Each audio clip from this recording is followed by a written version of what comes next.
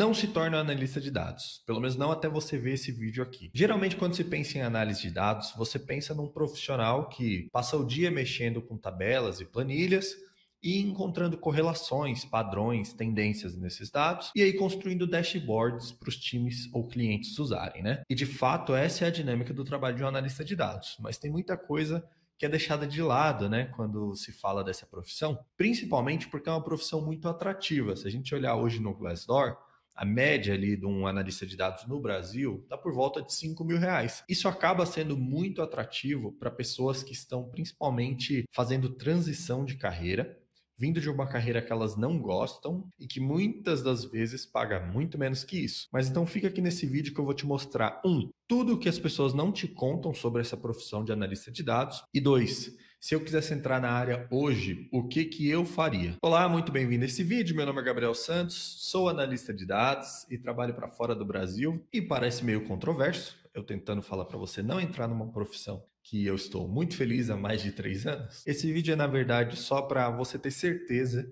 que as atribuições reais de um analista de dados combinam com a sua personalidade e também para garantir que você não está entrando de cabeça em algo, pensando que é uma coisa e depois descobrindo que é outra. E vamos falar direto disso, das atribuições de um analista de dados. O que significa ser um analista de dados muda drasticamente de empresa para empresa, por 2 motivos. A maturidade que essa empresa tem em relação a dados e a indústria que essa empresa está inserida. Quando eu digo maturidade, eu quero dizer que tem empresas que rodam modelos de machine learning, pipelines estruturadas de dados que cuidam da ingestão de diversas fontes de dados. Existe um time de dados estruturado que vai cuidar desde a infraestrutura, processamento, tratamento desses dados, até a utilização desses dados para transformar de fato em insights. E se você comparar isso com a realidade de uma outra empresa que não tem um time de dados, mas mesmo assim quer contratar um analista de dados, geralmente esse cara, quando ele entrar nessa empresa, ele vai ser o Severino do Excel, o menino das planilhas.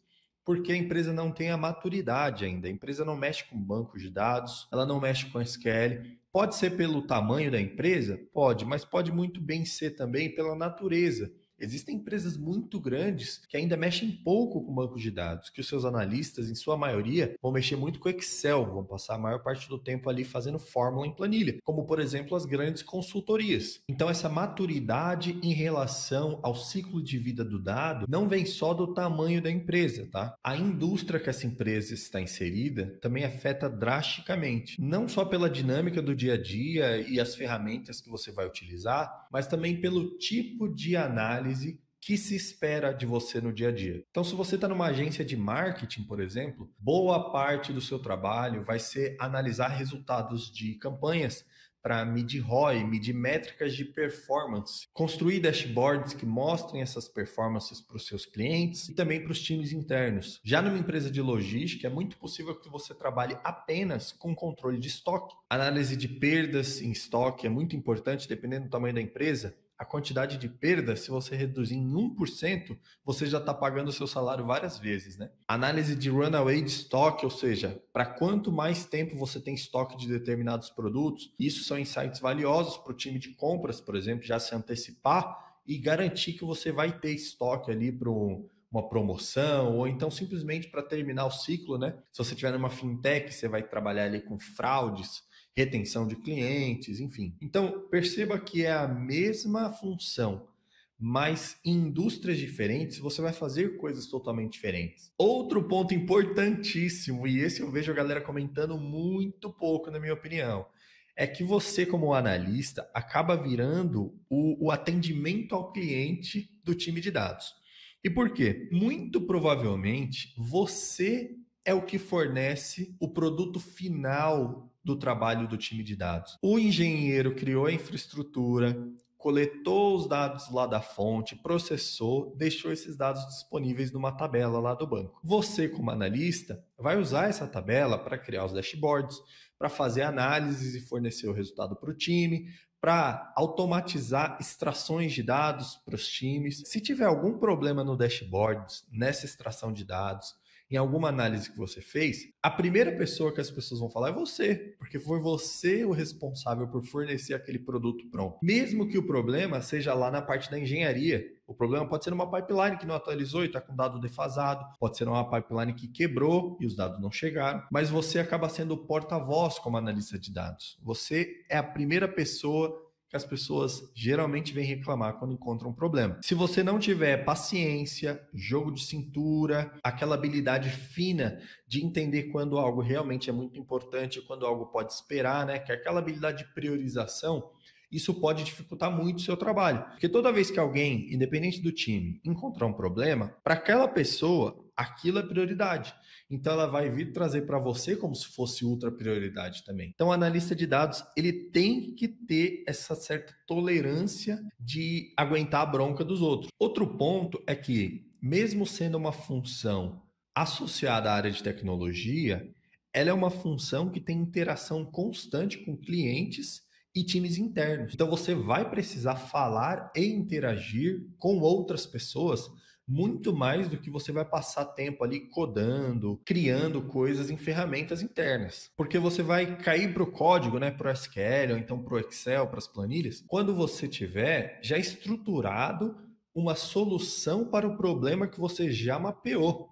Mas para mapear o problema, você precisa entrar em contato com as pessoas que estão tendo esse problema, entender a dor delas. Muitas vezes elas não vão saber traduzir para você o problema, elas vão chegar só com a dor. É o seu trabalho coletar os requisitos, entender o problema daquele cliente ou daquele time interno e traçar uma solução. Uma vez que a solução está desenhada, aí você geralmente vai mexer no ferramental, em código, em planilha, etc. Então você acaba percebendo que o analista de dados, ele é um cara estratégico para o time de dados, mas ele é um cara menos focado em ferramental e tecnologia do que as outras funções ali do time. Isso faz com que a quantidade de reuniões com o analista de dados tenha que entrar ao longo da semana seja geralmente muito maior do que outros colegas do mesmo time. Isso consome tempo, energia de um jeito diferente, porque uma coisa é você passar horas ali codando no seu computador,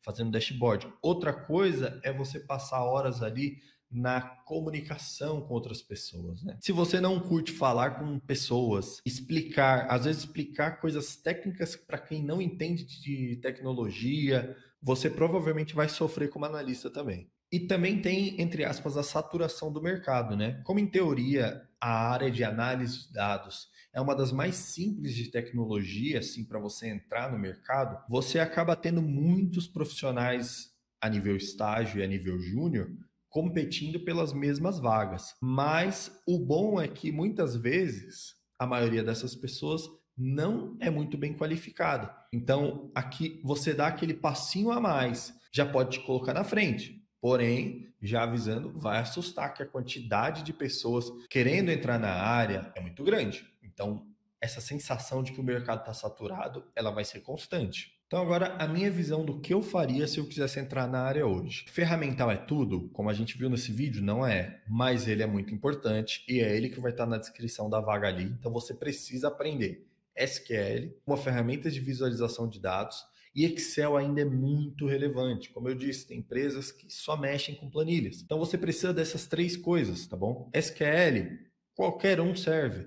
Mas o mais comum aí é a galera começar com Postgres. Visualização de dados, no Brasil é muito comum. Power BI, Looker Studio, Tableau, mas eu gosto bastante do Metabase. Geralmente, se você aprender uma, você já vai aprender toda a base ali para você conseguir ir de uma para outra com muita facilidade. Então, não se preocupe em aprender todas. Excel e Google Sheets, tanto faz também. Se aprendeu um, aprendeu o outro. Aí depende muito mais se a empresa utiliza o Workspace Microsoft, aí seria o Excel, ou o Workspace Google. E se você quer dar aquele passinho a mais, eu recomendo você aprender um pouco de Python. Não precisa ser aquele Python para você virar um desenvolvedor, criar sistemas do zero. O suficiente para você entender o que é uma função, uma variável, entender o que é um data frame, saber ali brincar um pouco com a biblioteca Pandas e com bibliotecas de análise e exploração de dados, como Matplotlib, Seaborn. Então procura por Python para análise de dados, que é suficiente, não precisa aprender tudo da linguagem de programação. E como eu disse nesse outro vídeo aqui, que eu recomendo que você assista também, a forma mais fácil de entrar na área é através de um estágio. E, para fazer estágio, você precisa de vínculo com uma universidade, uma instituição de ensino superior. Então, eu recomendo também você entrar num curso, pode ser um curso EAD, que você faça da sua casa, meio período, ali na área de análise de dados, ciência de dados, né, inteligência de mercado. Esses cursos, geralmente, eles vão já te dar um pouquinho de base, mas não é nem pela base técnica que eu recomendo que você entre. É só para você poder dizer, olha, eu faço faculdade na área, eu posso participar desse processo seletivo de estágio. É só para isso. E mais uma dica aqui também, se você quer entrar na área e você já tem uma indústria em mente, por exemplo, você veio de banco, poxa, você quer entrar na área de análise de dados ali, focado em fintech, em financeiras, já estuda que tipo de métrica o analista de dados tem que gerir ali no dia a dia numa financeira, quais os tipos de análises mais recorrentes, quais os times que geralmente você vai trabalhar mais perto. Isso é importante ter esse conhecimento específico da indústria. Com certeza vai te colocar na frente de muita gente. Por hoje é só, espero que esse vídeo tenha te ajudado a decidir se a análise de dados é para você ou não. Se você curtiu, deixa um like e considere se inscrever aqui no canal, que ajuda bastante a gente. E eu te vejo no próximo. Valeu!